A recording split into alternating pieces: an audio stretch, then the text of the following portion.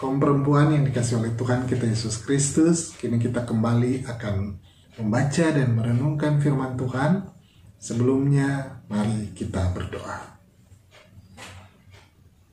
Dengan kerendahan hati dan dengan ucapan syukur, kami mau menghadap hadirat-Mu yang kudus, ya Tuhan yang kami kenal di dalam nama anak-Mu Yesus Kristus.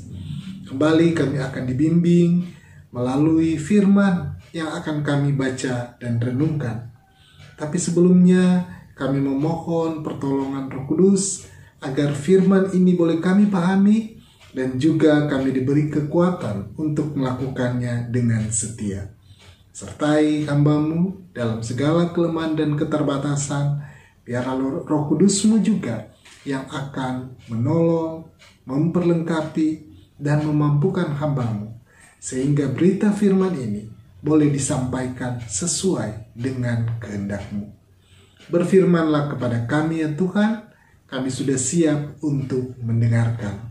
Amin. Bagian Alkitab yang akan kita baca dari Yohanes 9 ayat 1 sampai 41. Diberi judul perikop, orang yang buta sejak lahirnya. Waktu Yesus sedang lewat, ia melihat seorang yang buta sejak lahirnya. Murid-muridnya bertanya kepadanya, "Rabi, siapakah yang berbuat dosa, orang ini sendiri atau orang tuanya, sehingga ia dilahirkan buta?" Jawab Yesus, "Bukan dia dan bukan juga orang tuanya, tetapi karena pekerjaan-pekerjaan Allah harus dinyatakan di dalam dia. Kita harus mengerjakan pekerjaan Dia yang mengutus aku. Selama masih siang, akan datang malam di mana tidak ada seorang pun yang dapat bekerja. Selama aku di dalam dunia, akulah terang dunia." Setelah ia mengatakan semuanya itu, ia meludah ke tanah dan mengaduk ludahnya itu dengan tanah, lalu mengoleskannya pada mata orang buta tadi, dan berkata kepadanya, "Pergilah, basuhlah dirimu dalam kolam Siloam." Siloam artinya yang diutus.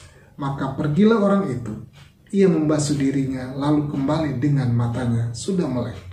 Tetapi tetangga-tetangganya dan mereka yang dahulu mengenalnya sebagai pengemis berkata, "Bukankah dia ini yang selalu mengemis?" Ada yang berkata, "Benar, dialah ini." Ada pula yang berkata, "Bukan, tetapi ia serupa dengan dia." Orang itu sendiri berkata, "Benar, akulah itu." Kata mereka kepadanya, "Bagaimana matamu menjadi melek?" Jawabnya, "Orang yang disebut Yesus itu mengaduk tanah, mengoleskannya pada mataku dan berkata kepadaku, 'Pergilah ke Siloam dan basuhlah dirimu.' Lalu aku pergi dan setelah aku membasuh diriku, aku dapat melihat." Lalu mereka berkata kepadanya, "Di manakah dia?" Jawabnya, "Aku tidak tahu." Lalu mereka membawa orang yang tadinya buta itu kepada orang-orang Farisi. Adapun hari waktu Yesus mengaduk tanah dan memelekkan mata orang itu adalah hari Sabat. Karena itu, orang-orang Farisi pun bertanya kepadanya, "Bagaimana matanya menjadi melek?" Jawabnya, "Ia mengoleskan adukan tanah pada mataku, lalu aku membasuh diriku, dan sekarang aku dapat melihat." Maka kata sebagian orang-orang Farisi itu, "Orang ini tidak datang dari Allah, sebab ia tidak memelihara hari Sabat." Sebagian pula berkata, "Bagaimanakah seorang berdosa dapat membuat mujizat yang demikian?" Maka timbullah pertentangan di antara mereka. Lalu kata mereka pula kepada orang buta itu, "Dan engkau, apakah katamu tentang dia? Karena ia telah memelekkan matamu?" Jawabnya, "Ia adalah seorang nabi." Tetapi orang-orang Yahudi itu tidak percaya bahwa tadinya ia buta dan baru dapat melihat lagi, sampai mereka memanggil orang tuanya dan bertanya kepada mereka, "Inikah anakmu yang kamu katakan bahwa ia lahir buta? Kalau begitu, bagaimanakah ia sekarang dapat melihat?" Jawab orang tua itu, "Yang kami tahu ialah bahwa dia ini anak kami dan bahwa ia lahir buta. Tetapi bagaimana ia sekarang dapat melihat, kami tidak tahu. Dan siapa yang memelekkan matanya, kami tidak tahu juga. Tanyakanlah kepadanya sendiri, ia sudah dewasa. Ia dapat berkata-kata untuk dirinya sendiri." Orang tuanya berkata demikian karena mereka takut kepada orang-orang Yahudi. Sebab orang-orang Yahudi itu telah sepakat bahwa setiap orang yang mengaku dia sebagai Mesias akan dikucilkan. Itulah sebabnya maka orang tuanya berkata, "Ia telah dewasa, tanyakanlah kepadanya sendiri." Lalu mereka memanggil sekali lagi orang yang tadinya buta itu dan berkata kepadanya, "Katakanlah kebenaran di hadapan Allah. Kami tahu bahwa orang itu orang berdosa." Jawabnya, "Apakah orang itu orang berdosa? Aku tidak tahu. Tetapi satu hal aku tahu, yaitu bahwa aku tadinya buta dan sekarang dapat melihat." Kata mereka kepadanya, "Apakah yang diperbuatnya padamu? Bagaimanakah ia memelekkan matamu?" Jawabnya, "Telah kukatakan kepadamu dan kamu tidak mendengarkannya. Mengapa kamu hendak mendengarkannya lagi? Barangkali kamu mau menjadi muridnya juga." Sambil mengejek mereka berkata kepadanya, "Engkau murid orang itu, tetapi kami murid-murid Musa. Kami tahu bahwa Allah telah berfirman kepada Musa, tetapi tentang dia itu kami tidak tahu dari mana ia datang." Jawab orang itu kepada mereka, "Aneh juga bahwa kamu tidak tahu dari mana ia datang, sedangkan ia telah memelekkan mataku. Kita tahu bahwa Allah tidak mendengarkan orang-orang berdosa, melainkan orang-orang yang saleh dan yang melakukan kehendak-Nya. Dari dahulu sampai sekarang tidak pernah terdengar bahwa ada orang yang memelekkan mata orang yang lahir buta. Jikalau orang itu tidak datang dari Allah, ia tidak dapat berbuat apa-apa." Jawab mereka, "Engkau ini lahir sama sekali dalam dosa, dan engkau hendak mengajar kami?" Lalu mereka mengusir dia keluar. Yesus mendengar bahwa ia telah diusir keluar oleh mereka. Kemudian ia bertemu dengan dia dan berkata, "Percayakah engkau kepada Anak Manusia?" Jawabnya, "Siapakah dia, Tuhan, supaya aku percaya kepadanya?" Kata Yesus kepadanya, "Engkau bukan saja melihat dia, tetapi dia yang sedang berkata-kata dengan engkau. Dialah itu." Katanya, "Aku percaya, Tuhan." Lalu ia sujud menyembahnya. Kata Yesus, "Aku datang ke dalam dunia untuk menghakimi, supaya barang siapa yang tidak melihat dapat melihat, dan supaya barang siapa yang dapat melihat menjadi buta." Kata-kata itu didengar oleh beberapa orang Farisi yang berada di situ, dan mereka berkata kepadanya, "Apakah itu berarti bahwa kami juga buta?" Jawab Yesus kepada mereka, "Sekiranya kamu buta, kamu tidak berdosa. Tetapi karena kamu berkata-kata kami melihat, maka tetaplah dosamu." Demikianlah firman Tuhan. Berbahagialah setiap kita yang mendengarkan firman Tuhan dan memelihara dalam kehidupan kita setiap hari. Haleluya. Kaum perempuan yang dikasihi oleh Tuhan kita Yesus Kristus, tema kita disabilitas. Istilah disabilitas pengganti sebutan penyandang cacat yang cenderung kasar bahkan merendahkan bagi penderitanya. Disabilitas itu didefinisikan sebagai ketidakmampuan atau adanya kekurangan baik fisik atau mental sehingga ada keterbatasan untuk melakukan sesuatu. Menurut Pusat Data Statistik Indonesia, ada lebih dari 11 juta penyandang disabilitas di Indonesia. Sedangkan menurut WHO ada sekitar 24 juta. Itu artinya 1 dari 10 orang penyandang disabilitas di Indonesia. Fasilitas penunjang bagi orang disabilitas tidak banyak tersedia di ruang publik, seperti kantor, sekolah, jalan, bahkan gereja. Mereka seringkali terkungkung di rumah dan jarang terlihat di tempat umum karena fasilitas yang tidak memadai. Permasalahan lainnya adalah prasangka terhadap orang disabilitas.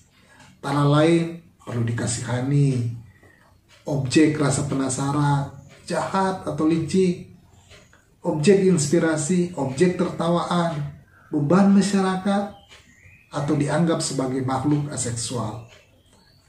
Contoh, misalnya orang-orang yang bertubuh kecil atau dwarfisme yang seringkali dianggap sebagai makhluk yang lucu dan menjadi bahan tertawaan.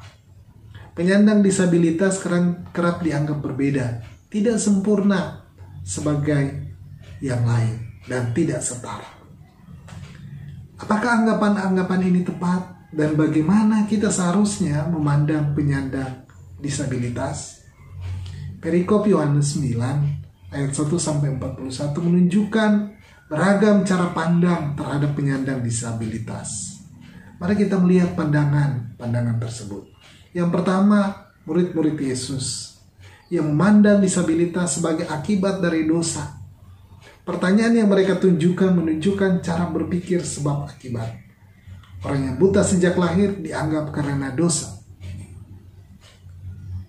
Pandangan yang kedua adalah tetangga-tetangga orang buta. Para tetangga menyebut atau melabelkan orang buta sebagai pengemis. Dan ini seringkali terjadi. Memandang orang buta pasti pekerjaannya tidak jauh dari pengemis, pengamen, ataupun tukang pijat. Pandangan dari orang-orang Farisi.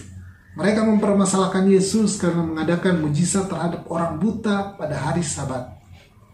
Hukum Taurat yang seharusnya dipakai untuk menyatakan kasih Allah kepada manusia malah dipakai untuk menyatakan kesalahan orang lain. Orang buta diperalat untuk menjatuhkan Yesus. Dan pandangan dari orang tua dari orang buta tersebut. Sekilas sikap orang tua ini baik memandang anaknya sebagai orang dewasa. Namun ada sikap apatis terhadap apa yang terjadi pada anak mereka. Hal ini dikarenakan ketakutan mereka pada orang Yahudi yang mengucilkan setiap orang yang mengaku Yesus sebagai Mesias. Dan bagaimana menurut Yesus? Bagi Yesus, disabilitas tidak sama dengan sakit. Kalau orang sakit disembuhkan dengan obat, dalam cerita dikatakan bahwa Yesus memelekan, bukan menyembuhkan. Yesus memulihkan penglihatan orang buta itu. Ini menjadi penting karena seringkali orang memandang disabilitas sebagai penyakit. Dan kalau penyakit harus disembuhkan. Saat orang itu sudah melihat dan dikucilkan oleh keluarga, tetangga, dan terutama orang Farisi, saat itulah Yesus datang memperkenalkan dan menjadi sahabat yang mau memahami keadaan orang yang telah melihat itu.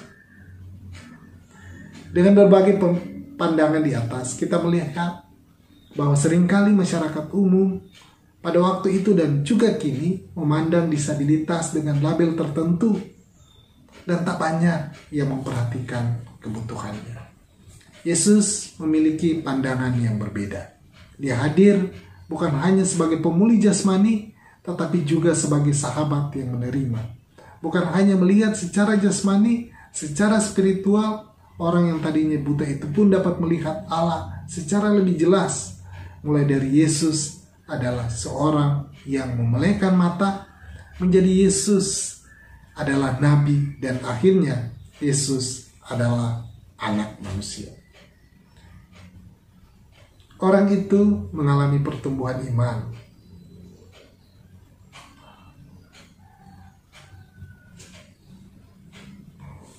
Dengan berbagai pandangan di atas, kita dapat melihat bahwa seringkali masyarakat umum pada waktu itu dan juga kini memandang disabilitas dengan label tertentu dan tak banyak yang memperhatikan kebutuhannya. Yesus memiliki pandangan yang berbeda. Dia hadir bukan hanya sebagai pemulih jasmani, tetapi juga sebagai sahabat yang menerima. Bukan hanya melihat secara jasmani, secara spiritual, orang yang tadinya buta itu pun dapat melihat Allah secara lebih jelas. Mulai dari Yesus adalah seorang yang memelekan mata, menjadi Yesus adalah nabi, dan pada akhirnya Yesus adalah anak manusia. Orang itu mengalami pertumbuhan iman dalam pengenalannya akan Yesus. Kaum perempuan yang dikasihi Tuhan, melalui perikop ini kita belajar untuk menerima keberadaan penyandang disabilitas, bukan dengan label tertentu, apalagi menghubungkannya dengan dosa yang membuat mereka merasa malu dan terhina. Kaum perempuan dapat menjadi penggerak yang mengupayakan ketersediaan fasilitas yang memadai para penyandang disabilitas, baik di rumah, di gereja, maupun tempat-tempat lainnya. Dan para penyandang disabilitas seringkali mendapatkan penolakan dalam hal pekerjaan. Sekalipun Undang-Undang Nomor 8 Tahun 2016 menyatakan bahwa setiap perusahaan harus mempekerjakan minimal satu penyandang disabilitas di antara 100 pekerja. Namun, pada pelaksanaannya tidak diawasi, dan pelanggaran terhadap peraturan ini juga tidak diikuti sanksi. Akibatnya, banyak penyandang disabilitas yang hanya tinggal di rumah sekalipun ia memiliki kemampuan tertentu untuk bekerja. Dan sebagai pendalaman bagi kita ada dua pertanyaan. Yang pertama, menurut saudari, kesalahan apa saja yang ditampilkan oleh media tentang penyandang disabilitas? Dan yang kedua, apa yang gereja, khususnya kaum perempuan dapat kerjakan untuk memberi ruang bagi disabilitas dalam berkarya dan berdaya? Selamat merenungkannya. Tuhan memberkati.